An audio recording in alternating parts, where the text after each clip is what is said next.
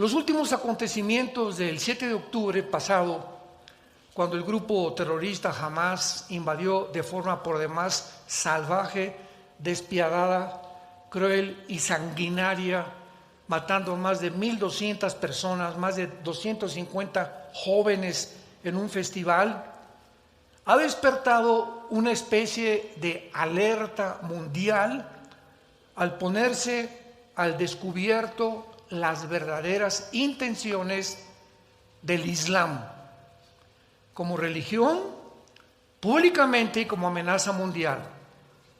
Esta serie que acabo de iniciar, la futura invasión islámica, esta es la número 2, la número 1 la prediqué en otra iglesia.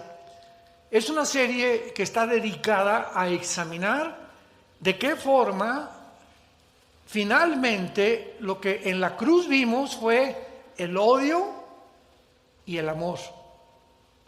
El odio de una humanidad contra un hombre colgado, pero un odio acérrimo que no les había hecho nada.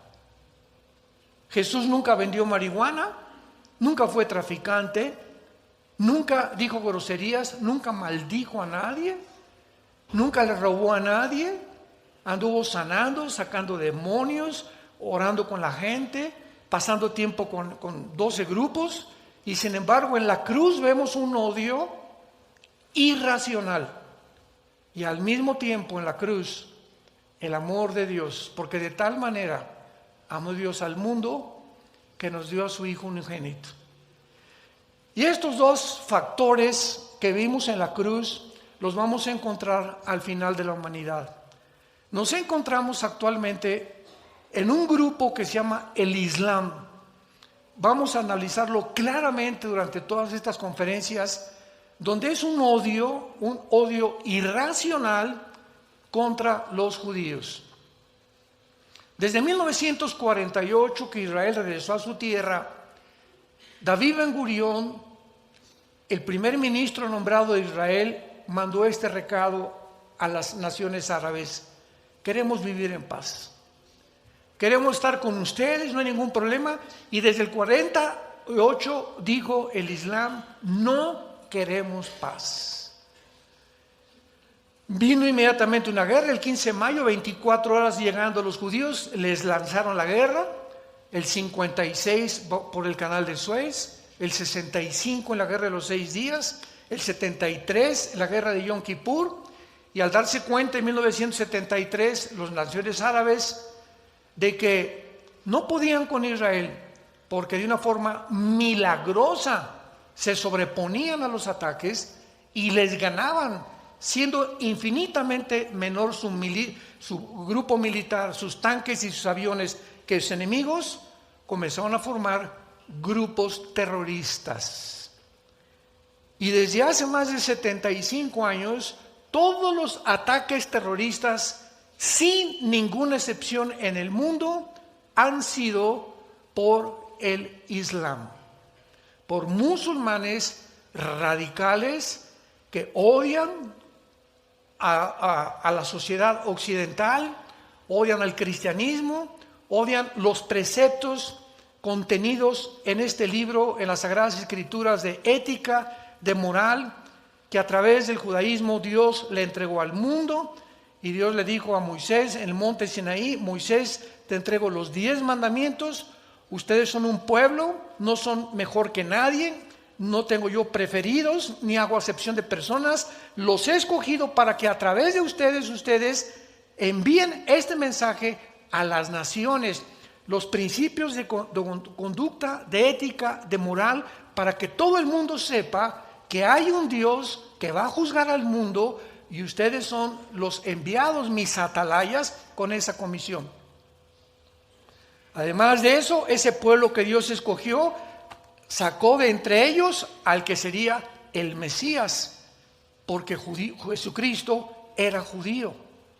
Entonces, todos estos principios y todas estas raíces nos explican la razón espiritual, porque políticamente hasta ahorita ningún politólogo, ninguna persona ha podido explicar ¿Por qué han sido los judíos el objeto del odio mundial desde hace más de 2000 años? ¿Por qué? ¿Por qué grupos como Madonna y los grupos de música rock y de Metallica y artistas de cine, el ataque siempre es contra la Biblia? ¿Por qué agarran la Biblia y la arrancan y le escupen y le echan sangre enfrente? Madonna se revuelca en el suelo ensangrentada diciendo que Jesús, quién sabe, que está teniendo relaciones con él. ¿Por qué no con Mahoma? ¿Por qué no con Mahatma Gandhi? ¿Por qué no con Zoroastro? ¿Por qué no con ningún otro líder que ha existido religioso? Siempre, siempre el objetivo es el cristianismo. Siempre, siempre, siempre. ¿Por qué en Estados Unidos, cuando alguien quiere decir o exclamar alguna frase, por qué siempre dicen Jesus Christ? Véanlo en todas las películas. En Francia, en Inglaterra, siempre es Jesus Christ. Es como también siempre nos preguntamos, ¿por qué cuando insultamos a alguien, no insultamos a la persona, insultamos a su mamá? Las famosas mentadas. ¿Qué culpa tiene la mamá? ¿Qué culpa tiene la mamá para decirle tal, verdad? ¿Por qué? Porque es el objeto de donde tú veniste y donde yo llegué, las mujeres.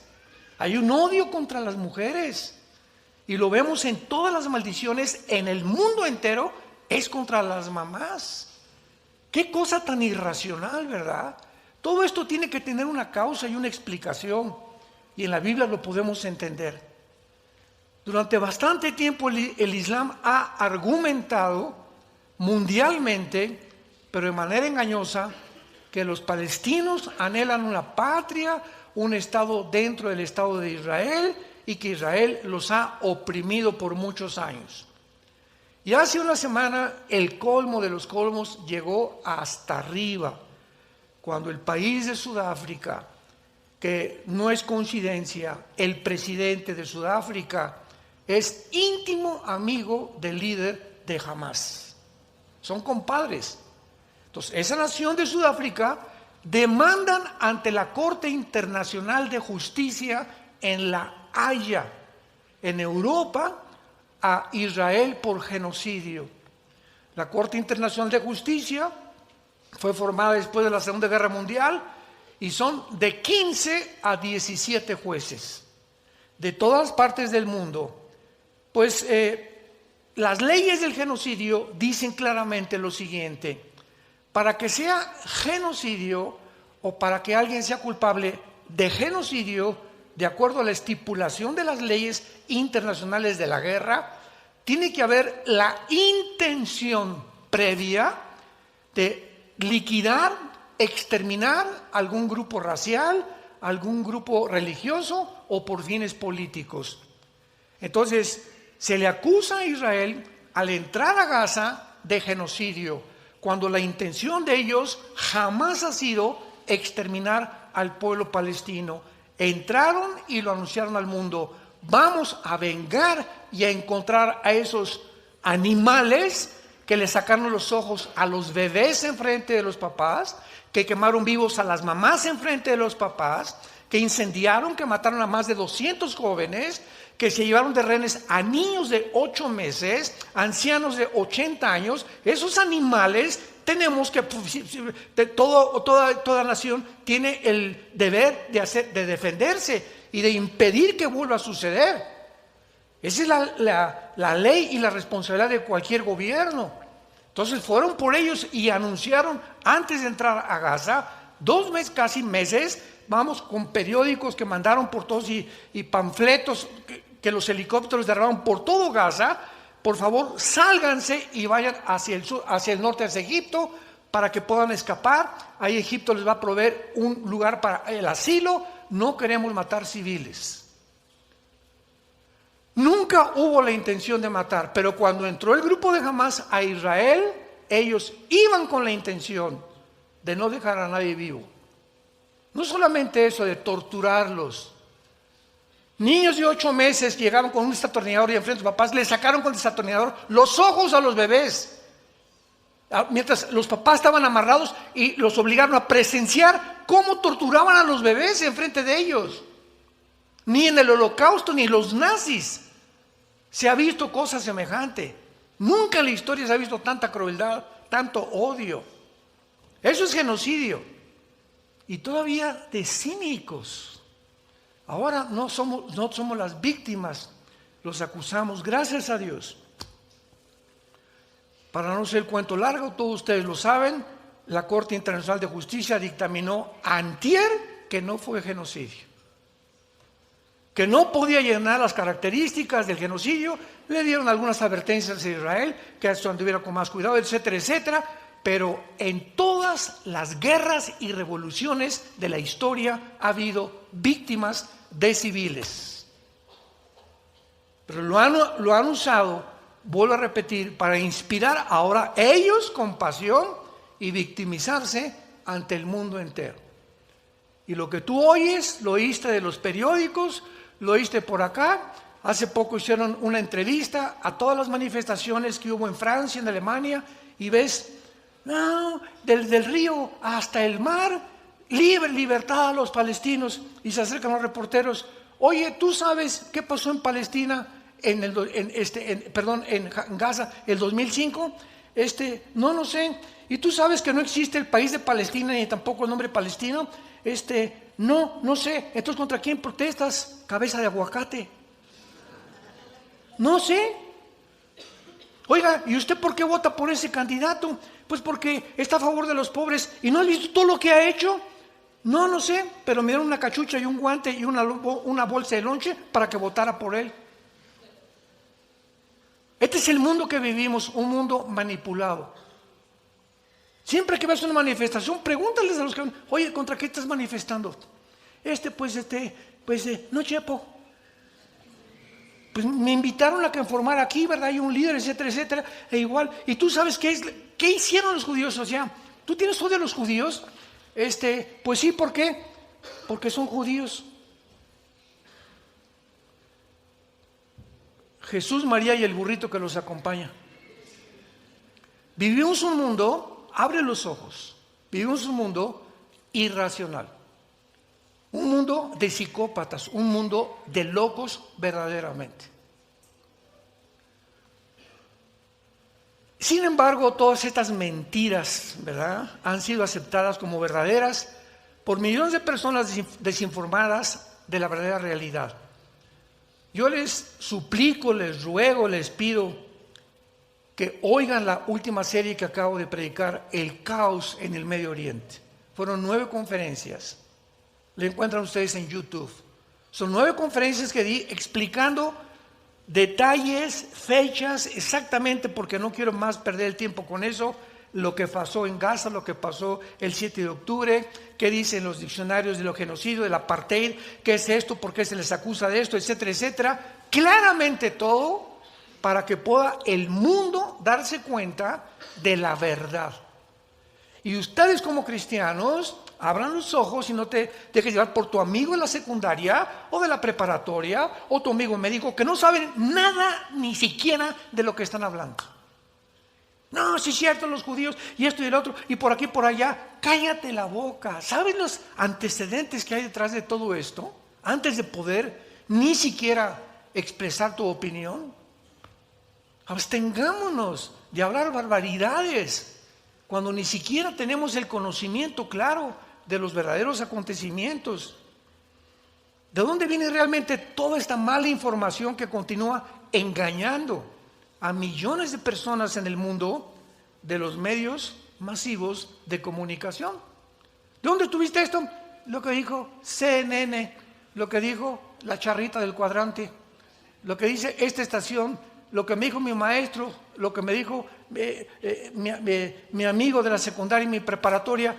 Y esto es a lo que yo me enfrenté hace 48 años. Tengo 48 años de predicar el Evangelio. Yo antes de predicar el Evangelio era ateo en mi juventud, pertenecía al Partido Comunista.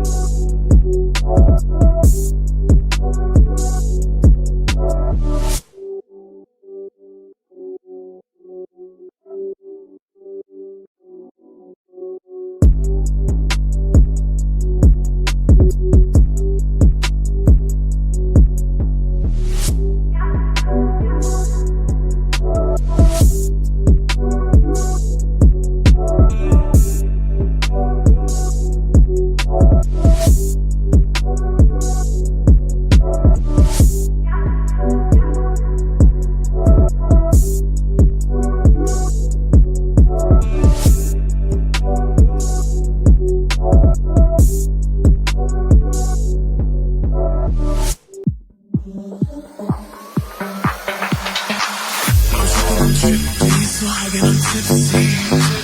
I'm drippy, it's starting to hit me. I'm drippy, it's raining, it's drippy. I'm drippy, it's starting to hit me. I'm drippy, I'm trippy.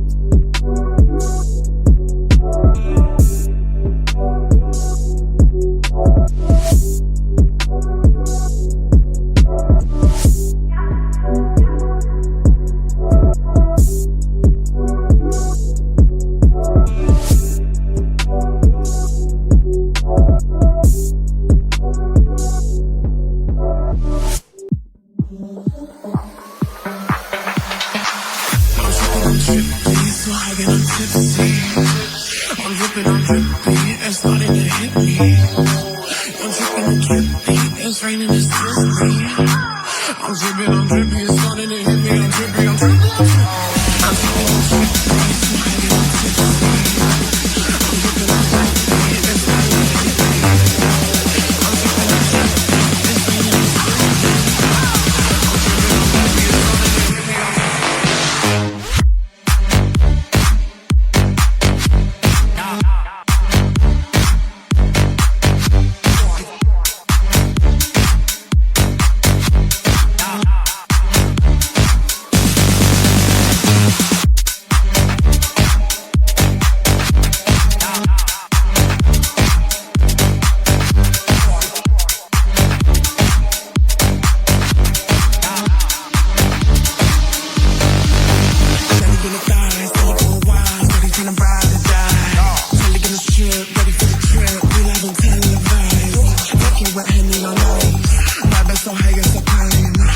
Mexicano, convencido totalmente de la dialéctica materialista hegeliana, de la dialéctica de Marx, etcétera, etcétera, cuando por primera vez me confrontó un cristiano y me dice: ¿tú sabes realmente quién era el Che Guevara que tienes arriba de tu cuarto?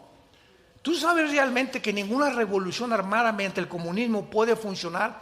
Porque Lenin dijo que la única forma en que el comunismo avanzara es a través de la eliminación de más de la tercera parte de cualquier población y de matarlos de hambre, e impedir que estudiaran.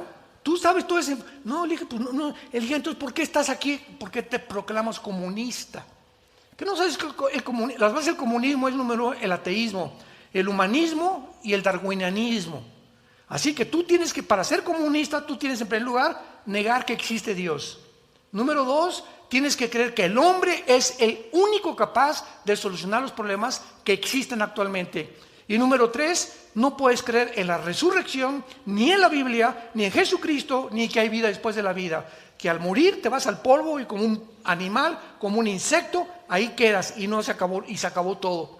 Yo te pregunto, me dijo una vez un maestro que me confrontó y me comenzó a cuestionar, y comencé yo a cuestionarme también. ¿Tú crees que vas a acabar y no hay ningún infierno ni nada? Pues vamos a portarnos mal, dijo. ¿Para qué le soy fiel a mi esposa? ¿Para qué soy decente? ¿Para qué soy honesto? Si el que no tranza no avanza, el que no se vende no puede progresar en esta vida. Pues entonces vamos, ¿para qué nos cuidamos y para qué vamos a portarnos como los animales? Y todo eso me hizo reflexionar, hasta que mi hermano Alejandro llegó y me presentó el Evangelio. Comencé a leer el Evangelio de Juan, caí de rodillas llorando y le pedí perdón a Dios de las estupideces que me habían enseñado y que nunca me había yo detenido, honesta y sinceramente, a poder cuestionarlas ni a preguntarme por mi orgullo intelectual, porque me creía muy orgulloso, muy intelectual. En esa época, si eras comunista, eras intelectual, eras cristiano, eras un tonto, porque así nos tachaban: los cristianos son unos tontos. Veamos nosotros que podemos argumentar y concluir que así como en las generaciones anteriores fueron engañadas, todas las generaciones han sido engañadas con diferentes ideologías. Por ejemplo, el siglo XX pasado fue engañado principalmente con el ateísmo y con el comunismo. Nunca en la historia, señores maestros que nos acompañan y que nos escuchan, historiadores, paleontólogos y antropólogos que nos escuchan, nunca en la historia ha habido un siglo con tantos ateos como el siglo pasado. Jean-Paul Sartre, Bertrand Russell, Sam Harris, Richard Hawkins, todos invadieron las universidades de Harvard, de Yale, de Oxford, aquí en México, la UNAM, el Politécnico. Todo el siglo pasado era un ateísmo impresionante que entró como un veneno a la sociedad. Y fue precisamente en los 70s del año pasado cuando nosotros nos convertimos y comenzamos yo comencé a investigar, ¿verdad?, realmente las filosofías, y comenzamos a hacer desayunos desafiando la intelectualidad del comunismo, del humanismo, del darwinianismo, en desayunos en el Hotel María Isabel Sheraton. Y de repente los desayunos eran la filosofía del comunismo, se llenaba el desayuno. La verdad de la psicología y el darwinianismo en comparación con la Biblia, se nos llenaban los desayunos. Y comenzamos a retar a los maestros, a los historiadores, a los físicos, matemáticos, a científicos en la Biblia, que estaban absortos. Oye, es que yo nunca supe que esto estaba en la Biblia. ¡Qué barbaridad! Aquí está de veras. Oye, increíble. Comenzamos a propagar una información de la que no estaba el mundo, hablo de México, consciente. ¿Cómo es posible que la Biblia tenga más evidencias científicas, genéticas, biológicas, antropológicas, paleontológicas, de que venimos de una pareja a de que venimos de una amiba? ¿Cómo es posible que haya más evidencias de la existencia de Dios que negar la existencia de Dios? Y causamos, ¿verdad?, en los 70s, 80s una revolución en México. Y seguimos estudiando y seguimos demostrando claramente, porque la ignorancia de las Sagradas Escrituras viene de ¿dónde? Es un libro, tiene muchos errores. Ven para aquí, para acá, cabeza de cacahuate. A ver, ¿ya la leíste? Sí. A ver, ¿qué dice Eclesiastés? ¿Qué dice? ¿Ya leíste los Salmos? Ya leí toda la Biblia. ¿De veras? ¿Qué dice el Apocalipsis? ¿Qué sabes de profecías? ¿De dónde sacas que tiene muchos errores? Me lo dijo mi maestro. Me lo dijo mi papá. Y tú no has podido responsablemente investigar lo que tú escuchas. ¿Has podido corroborar? ¿Te has enfrentado a decir, ¿será cierto lo que me está llegando a mis oídos? Ven a la palabra, dice el Señor, acércate a mí y me buscarás con todo tu corazón y me vas a encontrar. Pero así está el mundo, repito, tus amigos, tus familiares. Es una desinformación impresionante. Y finalmente llegamos al siglo XXI y podemos claramente darnos cuenta que así como las generaciones anteriores fueron engañadas por el nazismo, 1931 comenzó a propagarse dentro de Alemania, en las universidades, en los intelectuales, en el ejército, en la política, una ideología que comenzó a convencer a los alemanes, habiendo perdido la Primera Guerra Mundial, que ellos podían realmente levantarse y a través de la política y de un sistema nuevo, la política, el nacionalismo alemán, podían emprender el resurgimiento del Tercer Reich. E inundó todas las universidades, los centros, los hospitales, etcétera, etcétera. Y cuando acabó la guerra, 1945, descubrieron que ese veneno que entró y esa ideología que entró se llamaba el nazismo, que se propagó popularmente y Hitler salía y gritaba y no se daban cuenta detrás de lo que se encontraba el nazismo, un odio no solamente a los judíos, sino también la ambición de conquistar el mundo e envenenar el mundo con el nazismo. Y así como los nazis y los comunistas en el siglo XX, nuestra generación va a enfrentarse al Islam. ¿Qué estoy diciendo? En la Biblia, cuando Jesucristo regrese en la segunda venida, las naciones, la Biblia lo dice, las naciones a quienes Jesucristo va a juzgar van a ser el 90% naciones islámicas, de descendencia y de ascendencia islámica principalmente.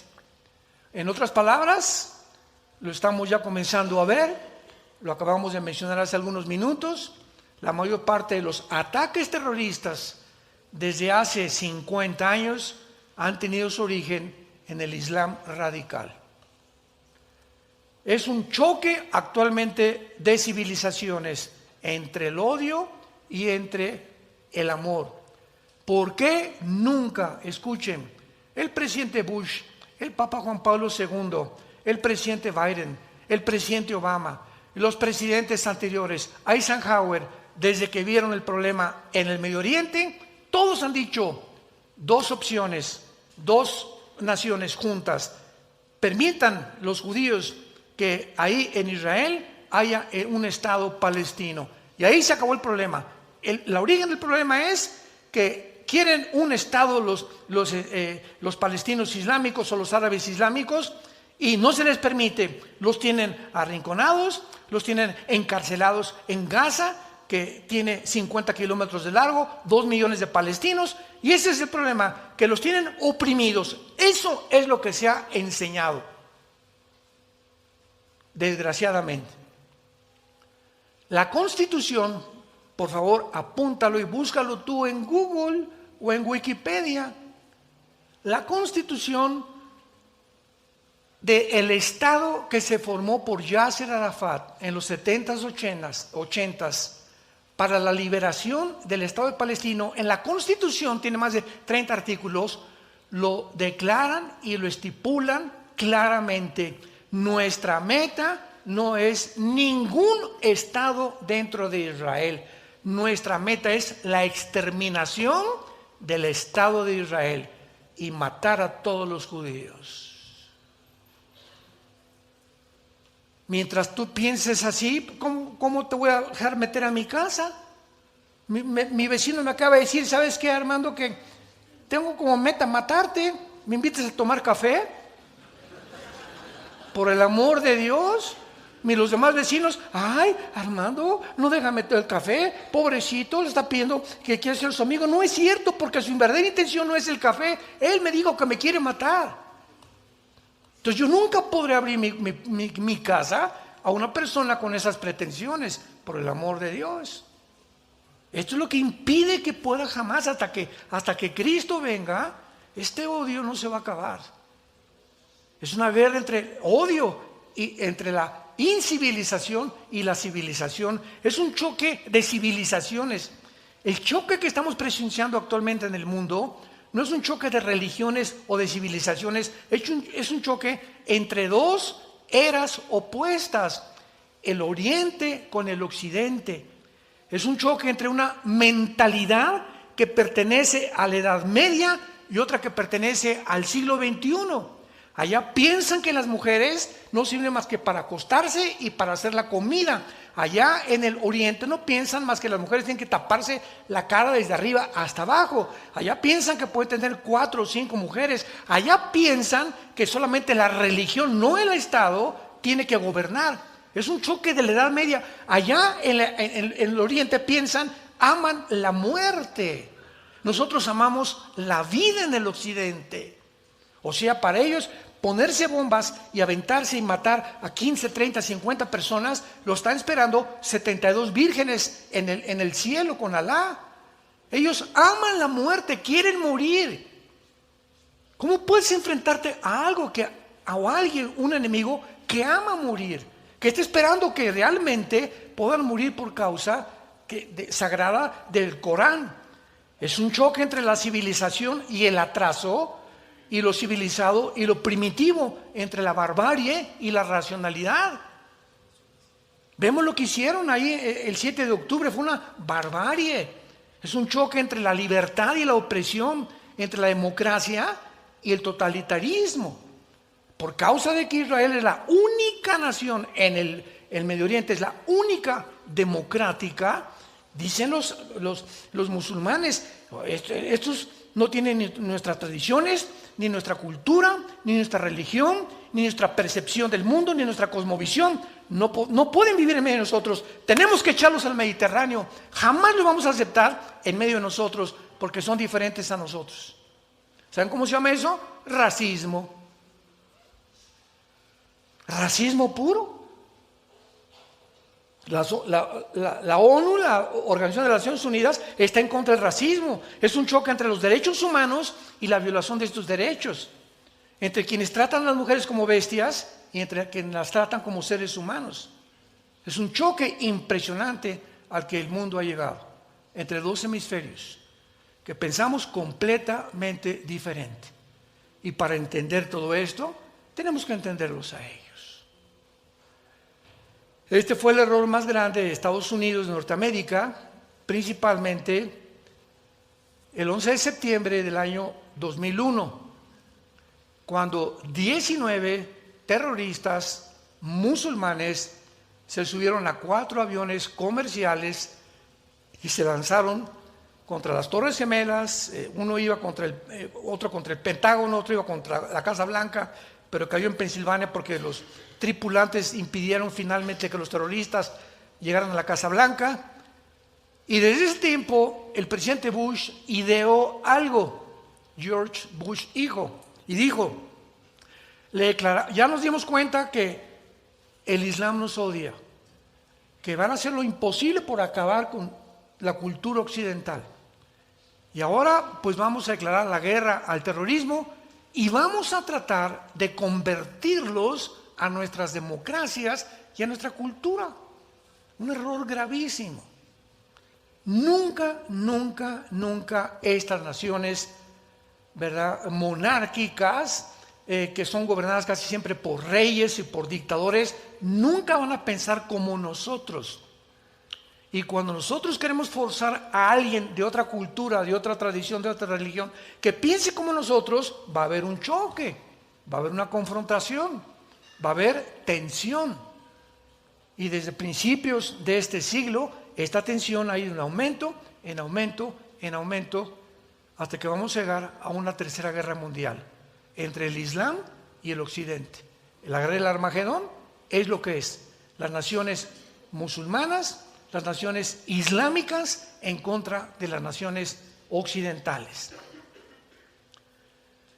Fueron los musulmanes, pues, los que comenzaron el choque de civilizaciones cuando dividieron a la gente en musulmanes y los que no son, porque el Corán, el libro sagrado del Islam, dice así: el que no sea musulmán, mátenlo. O se convierten y se les llama infieles. Infieles son judíos y cristianos. La ley que ellos tienen es la ley Sharia. Y en esta ley claramente lo estipulan los sutras. En lugar de versículos como tenemos en la Biblia, el Corán tiene sutras. Y en los sutras lo establece claramente. Entonces, cuando están una civilización como ellos, una ideología como ellos, que ama la muerte, que tienen un odio que es indescriptible en contra de todos los occidentales, principalmente judíos y cristianos, no se puede traer la paz. Entonces ellos quieren finalmente establecer el califato, la ley Sharia, en primer lugar en el Medio Oriente, como lo intentó el grupo terrorista ISIS, que comenzaron a creer que el Medio Oriente iban a ser el Mahdi, el Mesías, que va a ser el anticristo para nosotros, el Salvador supuestamente para ellos. Hasta en su misma escatología y teología, todo le robaron a la Biblia, porque el Islam nació 600 años después del cristianismo. Entonces hay cantidad de cosas que en el Corán tiene que sacaron de la Biblia, como la guerra que vamos a estudiar de Ezequiel 38 y 39, que va a ser la base de esta serie, la amenaza del Islam, porque no hay dos capítulos en toda la Biblia con tantos detalles que describan claramente la invasión final del Islam en contra del cristianismo, del judaísmo y de las naciones occidentales, como Ezequiel 38 y 39. Cualquier persona racional actualmente puede describir la realidad contemporánea que estamos viviendo. O sea, el régimen genocida islámico en Sudán, por ejemplo, el amplio apoyo teológico y emocional musulmán para el asesinato de un musulmán que se convierte. Si un musulmán se convierte, lo matan. O ya no regresa jamás a la familia. Convertirse en un musulmán y abandonar el Islam es para ellos casi pena de muerte. El estado primitivo de los países islámicos, como mantienen a las mujeres, la celebración que hacen de la muerte, etcétera, etcétera. Ahora parece que cuando ya estamos despertando los occidentales ante todo esto que está pasando, podemos ver a una incivilización, un grupo de personas salvajes que ganaron a los nazis, a los bárbaros, a los vikingos, al ejército de Gengis Khan, de Aníbal y de cualquier otro gran líder que tú me puedas mencionar. Estas personas están completamente endemoniadas, porque sabemos que el odio ¿de dónde viene? De Satanás. Él es el príncipe del odio y de la mentira. Ahora veamos algunas verdades, amenazas del Islam. Millones de personas fueron engañadas por el nazismo, ya lo vimos, y con el comunismo, lo mismo, que siguen ignorando la amenaza del mundo islam actualmente. Hay más de 1.000 millones de musulmanes en el mundo. Y si solo de estos 1.000 millones, escuchen estas estadísticas, si solo el 10% creen en el Islam de Hamás, los talibanes, el régimen de Sudán y la yihad islámica, la invasión de mezquitas en Londres y Hezbollah, es difícil creer que solo 1 de cada 10 musulmanes apoye cualquiera de estas ideologías, lo cual significa un verdadero enemigo de por lo menos 100 millones de personas. En el caso que el 90% del Islam se convirtiera. Síganme con mucho cuidado. Este gran número de seres humanos que tratan de destruir la civilización moderna representan una amenaza sin precedentes. Nunca la civilización había tenido que enfrentarse a un número tan elevado, ni los nazis que pudieran destruirla. Los nazis nunca dijeron, eres nazi o te mato. Simplemente eres judío y te mato. Pero ellos querían conquistar Polonia, Francia, Inglaterra, etcétera, etcétera. pero no imponer la religión, sino el nazismo como una ideología. Por ejemplo, ¿cuál sería entonces la amenaza para los Estados Unidos como nación? Porque ellos tienen dos objetivos aquí en Occidente que destruir. Ellos tienen en su mente, si no destruimos Estados Unidos, no podemos acabar con Israel. Porque hasta este momento Estados Unidos ha ayudado a Israel. Aunque sea hipócritamente, como lo hace Joe Biden actualmente, porque es un hipócrita este presidente, ayuda a Hamas y también ayuda a Israel, y así está entre dos. O sea, es una persona sin convicciones, aún como tú lo quieras describir, está ayudando a Israel todavía. Entonces, para ellos, el Medio Oriente no puede existir hasta que Israel desaparezca. Además, ellos saben que el petróleo es el factor común denominador que va a determinar la finalidad de la humanidad, porque el que controla el petróleo, ahorita Rusia controla el 65% del gas que llega a Europa. Por eso Putin amenazó, ¿verdad? Le cierro la llave a Europa y no me la hagan de tos. Me pueden cancelar mis cuentas de SWIFT y mis transferencias internacionales de dinero, y me pueden quitar los bancos, pero yo tengo el gas. Y eso fue el error más grande que cometió el presidente de Estados Unidos al sugerirle a la Unión Europea que los castigara económicamente como sanciones por haber invadido Ucrania, que nunca funcionó ese problema, ese plan. Tomemos un número y un porcentaje para estimación. Por ejemplo, en Estados Unidos hay 4 millones de musulmanes. 4 millones de musulmanes. No veo que nadie tome nota, pero pues es que eres muy inteligente. Y a menudo se nos dice, ¿verdad?, que casi todos los ciudadanos respetan la ley en Estados Unidos. Asumamos que este porcentaje es incluso tan alto como un 99%, lo cual dejaría el 1% que se dedicaran a la yihad. Cuando hablamos de yihad, Y-I-H-A-D, significa guerra santa, que es el término que usa el Islam para poder avanzar. Si no hay yihad, si no hay muerte, si no hay guerra, si no hay revoluciones, golpes terroristas, no podemos avanzar el Islam. Esto podría representar una verdadera amenaza para Estados Unidos. Vamos a multiplicar el 1% por 4 millones y vamos a obtener 40,000 musulmanes que el FBI tendría que monitorear. Fíjense nada más la cantidad. Incluso si usamos un porcentaje de una décima parte del 1%, tendremos más de 4,000 terroristas potenciales ahorita en enero del año 2023 en Estados Unidos.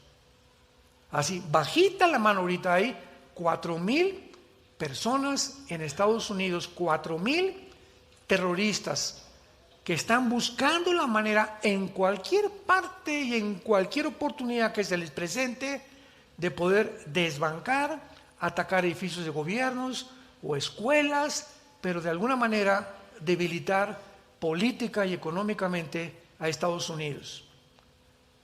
Ahora veamos cómo crece tan importante y tan interesante el Islam en Europa. ¿Se acuerdan ustedes la guerra civil en Siria? Bueno, pues huyeron millares de iraquíes y de sirios que entraron por Grecia e Italia a Europa. Esto fue hace como 10, 15 años más o menos.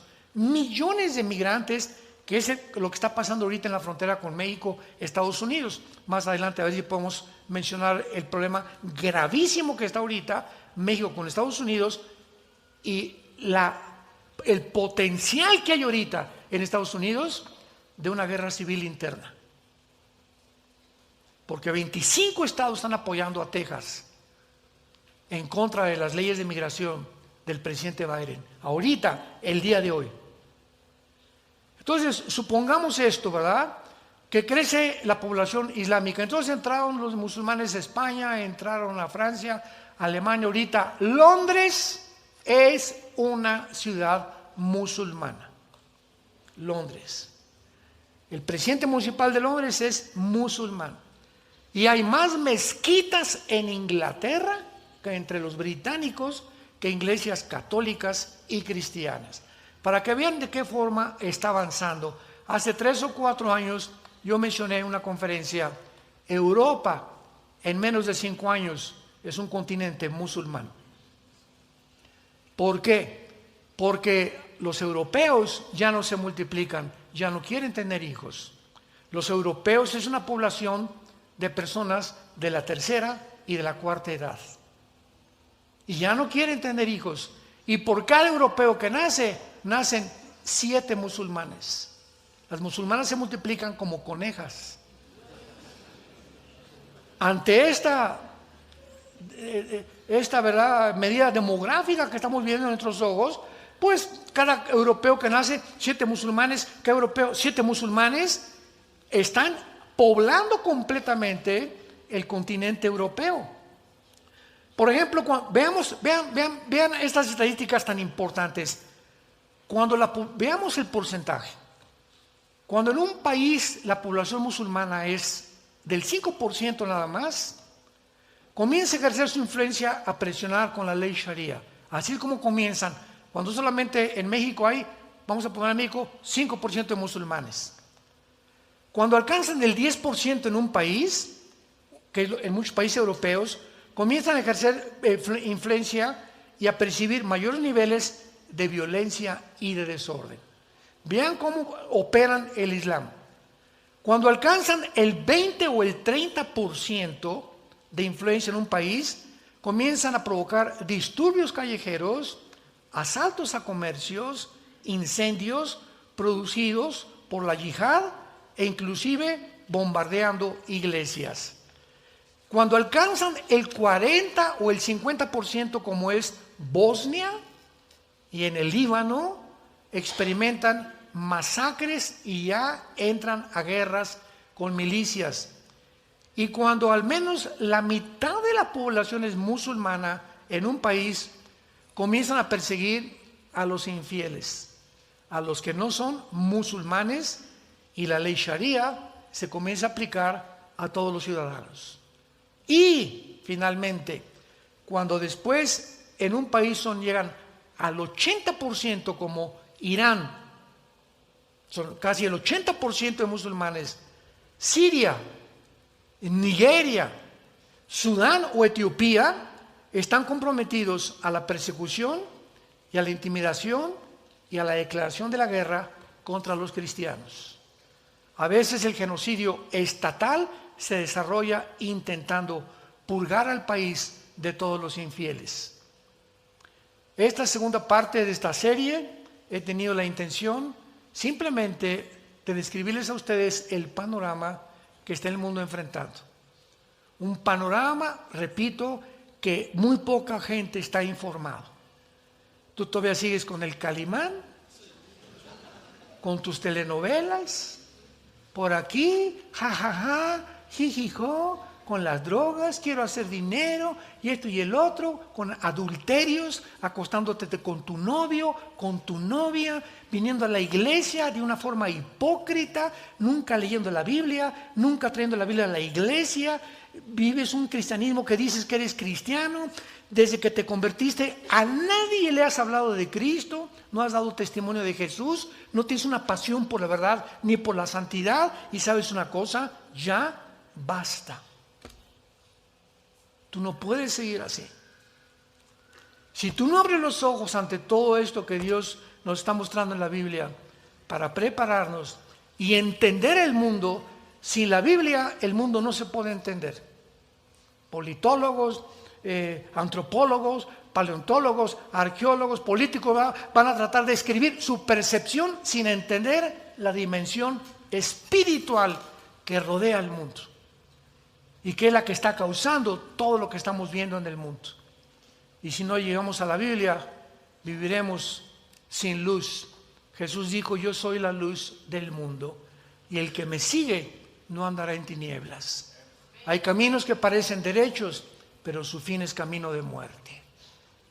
¿Cuál es la luz que te está guiando a ti? ¿Marx? ¿Demóstenes?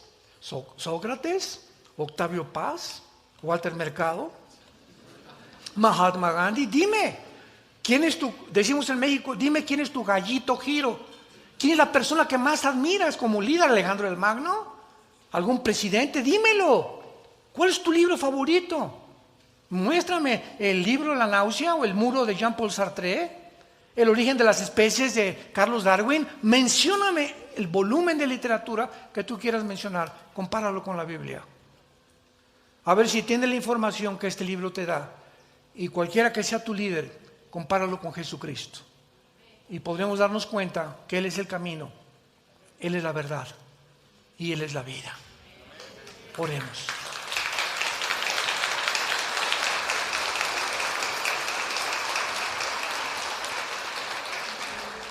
Bendito sea el Dios y Padre de Jesucristo nuestro Señor, que nos hizo renacer para una esperanza viva desde que oímos y recibimos la gracia de Dios en verdad. A causa de la esperanza que está guardada y reservada para nosotros en los cielos y de la cual hemos oído mediante la predicación del Evangelio verdadero de la gracia del Hijo de Dios, el Señor Jesucristo, que fue crucificado, enterrado y resucitado a los 3 días, y que ha bajado al mundo hace 2000 años para decirnos, y este es el testimonio, que Dios nos ha dado la vida eterna. El que tiene a su Hijo tiene la vida. El que no tiene a su Hijo, aunque tenga una religión, no tiene la vida. Y tú en esta mañana necesitas tener la seguridad de la vida eterna. ¿Qué puedo hacer? Me preguntarás, para asegurarme esta.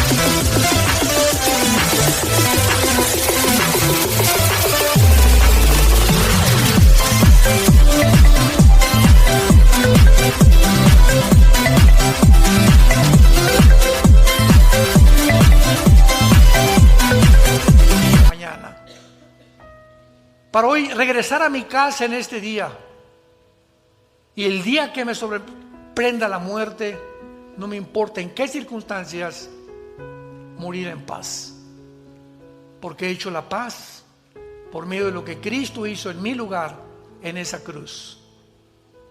Dile a Dios con todo tu corazón: perdona mi vida, Señor.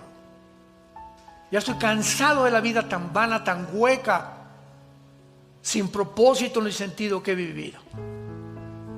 Creo que en esa cruz abriste tus manos y pagaste con tu sangre preciosa por mis pecados. En este instante te pido que entres a mi corazón. Te recibo, Señor Jesús. Entra como mi Salvador y mi Señor. Dame esa paz que necesito, ese perdón de pecados. Libérame de esta conciencia culpable que me atormenta, de mi vida pasada, con la información que me has dado, que mis pecados los has perdonado y que ahora soy una nueva criatura delante de ti. Te doy las gracias por tan grande y maravillosa salvación. En el nombre de Jesús. Amén. Gracias a Dios por esta palabra, ¿verdad? Los cielos y la tierra pasarán. Todo está derrumbándose a nuestro alrededor. Sistemas políticos, filosofías, todo.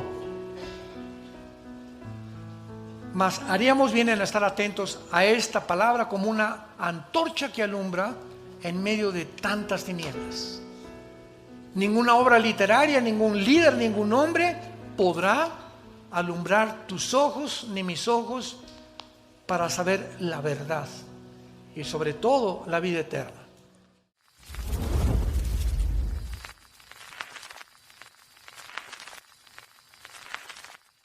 ¿Qué tal? Me da muchísimo gusto saludarles y quisiera simplemente comunicarles que gracias a todos ustedes a través de todas las naciones en el mundo que aman la palabra de Dios y que realmente están interesados en que nosotros como organización Vida Nueva para el Mundo continúe predicando el Evangelio de la gracia de Jesucristo, podamos nosotros continuar haciéndolo gracias a sus donaciones. Este año cumplimos 46 años de ministerio, 46 años donde hemos predicado, pensamos y consideramos de una forma fiel el Evangelio, la sana doctrina de Jesucristo.